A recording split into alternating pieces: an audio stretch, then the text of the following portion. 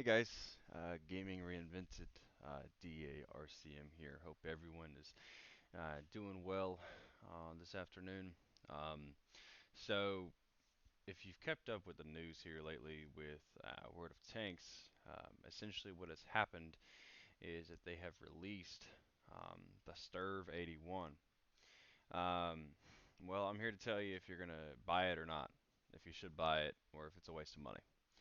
Um, Yeah, so if you guys are familiar with the Centurion 5.1, Centurion 5.1, which I don't think I spelled that right, it's basically the same tank.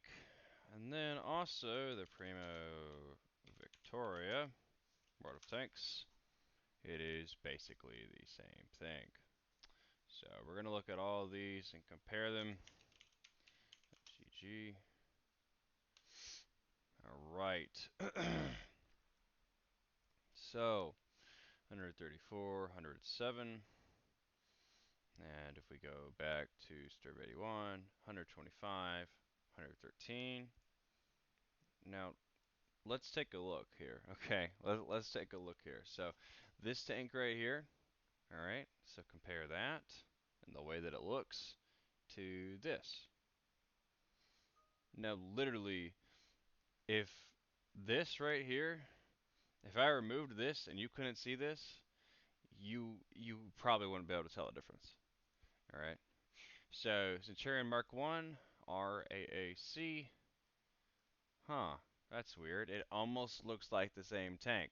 Are you guys following? So, um, first things first, don't buy this tank. What's happening is Wargaming is, quite frankly, they're just trying to get money. Um, there's no other way to say it. So this tank, essentially, this STRV 81 is the exact same as the Centurion Mark 5.1 RAAC. It's the same as the Prima Victoria, and essentially it's kind of the same as the Centurion 1, which is the British Tier 8 medium. Nothing too special there. Again, all they've done is they've literally taken the same tank, renamed it, put it into different nations, and then slapped a price tag on it. That's all I've done. Now, if you like the Centurion one and you don't have any of these tanks, then I'm here to tell you if you should get it or not. So, first and foremost, here's the STRV 81. If we take a look at the armor, somebody can hit your hull and you're not gonna bounce it, unless it's like a tier 6, and then maybe you'll get lucky. Um, but 9 times out of 10, you're not going to bounce anything down here. So I wouldn't even remotely expect that you'll bounce anything here. Now, if you play the tank like a sniper and you're hold down, you might have a chance because this does have a little bit of armor up top. Everything in the turret from the front is completely impenetrable. So you will not pin unless you're like a, or the enemies will not pin unless they have a good amount of pin and they manage to hit, say, your mantlet, for instance. So 238 millimeters. There's multiple tier 9s with way more than that. Um, and then obviously the cupola is going to be an easy target. Now we take a look at the sides here. There's nothing to see. They're going to pin you practically every time on the side and obviously on the rear. So you've got nothing special here. So again, front, they're going to pin you every time. So in my opinion, this is a waste of money. If you look at the premium shop here, you can see STRV 81 Ultimate and War Chest. The War Chest is $83, Ultimate 71, Loaded 62, and STRV 40. So, uh, yeah, not a good idea, guys. That's not a good idea. You are so much better off buying practically any other premium Tier 8 that is not a rebranded piece of crap. The whole is just garbage. I can't stress that enough. And to me, that kind of ruins the tank. Because if you're not going to bounce any shots and the gun isn't spectacular, why the heck would you want it? That's just my opinion. But I certainly will not be buying the STRV 81. There's nothing special about it, nothing crazy. Uh, so it has a tier 9 gun, 226 pin, 258 um, gold ammo, and you've got 230 damage with you got 8 rounds per second. So I don't remember whatever the heck 60 divided by 8 is, so 7.5. So 7.5 seconds for 230 damage at tier 8. That's laughable, in my opinion. That's laughable.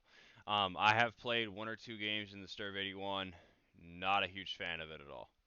I'm just not a fan. I played probably 2 games out of my rental and didn't play it from there on out. It's got a tier 5 engine, nothing spectacular. Um, it's not really fast. It's about average, if that. So as we see here, shell velocity, penetration, accuracy, it's all okay. It's not good. I wouldn't argue that it's good. It's just average. There's nothing outstanding about any of it. It does have strong turret armor. It does have good gun depression. It has average view range. A large hit point pool. I don't know. I would argue that it's large. Again, I'd say it's about average. The alpha is extremely low and the DPM is low. Gun handling, as it says here, is poor. Obviously, I've already touched on this. A large and poorly armored hull. I mean, this is the elephant in the room here that they're not going to tell you. They're going to be like, oh yeah, STRV 81, it's like super OP. Spend all your money and give it to Wargaming. No, don't do it. Vulnerable engine and ammo rack modules. I don't know anything about that, but if I had to take a guess, I would say that's true. Poor camouflage. Again, don't know anything about that, but you know. And again, as I said previously, it is essentially a Swedish Centurion Mark I. Again, so you are spending at least $40 for a tank that you can get in the game. And yeah, you can make the argument of, well, I can make credits with this tank. You can make credits with like 1,000 other premium vehicles. So if you're going to spend actual money, spend it on a tank that is good and that's unique, in my opinion, and get credits that way. Rather than just spending your money on something you can already have in the game. You can get the British Centurion Mark 1, Tier 8 medium, and all is well in the world. So moving on here, um, if we compare this to the Type 59, which in my opinion is one of the best um, tanks out there for Tier 8 premiums. Let me see here. STRV 81. Alright. Save. Versus STRV 81 here. Let's see. Let's see. Yeah, it didn't work the way I needed it to, so that's fine. We're going to go to stats. Um, and then, I'm sorry about this, guys. So go to stats, and then we're going to go to stats on this guy, and we're going to compare them. So, weaponry, STRV 81, 1900 damage per minute, 1800. Um, so penetration is lower as well. You got a slightly longer reload time. I don't think all this is completely up to date. Um, but I've got a better top speed, I believe. Yeah, better top speed. You've got a better damage. Reload time is roughly the same. Dispersion a tad worse. After all, it is Chinese. You got a better caliber, and if we look through all here, top speed, all that, mobility is much better. The armor is clearly better. You're going to bounce a crap ton of shots in the Type 59, and because it's lower to the ground, I mean, you have a higher chance of them actually hitting your turret and you bouncing. Um, Otherwise, it doesn't really go as well as it would. The second thing that we have on that is, so with the engine power that the tank has, in addition to its traverse speed and everything else, you will have no problem making moves in this tank. Otherwise, the type with the STRV 81, we're looking at. I mean, you're not going to be turning anytime soon. We got a 47.98 degrees per second effective traverse, and this is 35.67. So again, not going to make much of a difference there. The STRV 81 is just average, by all means, just average.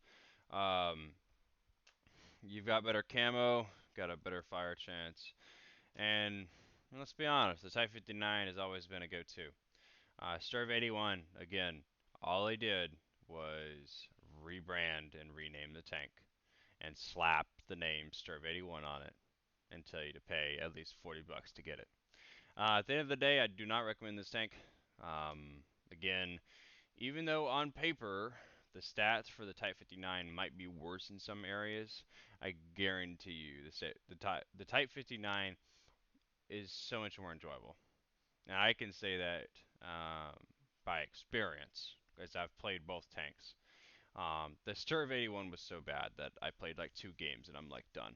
So, without further ado, I do not recommend buying the STRV 81. I know it's on sale right now. That's not something I recommend. On paper, not that great of a tank. And in battle, it's even worse. So, anyways, hope you all have a great rest of your day, and we'll talk to you later. Thanks for tuning in.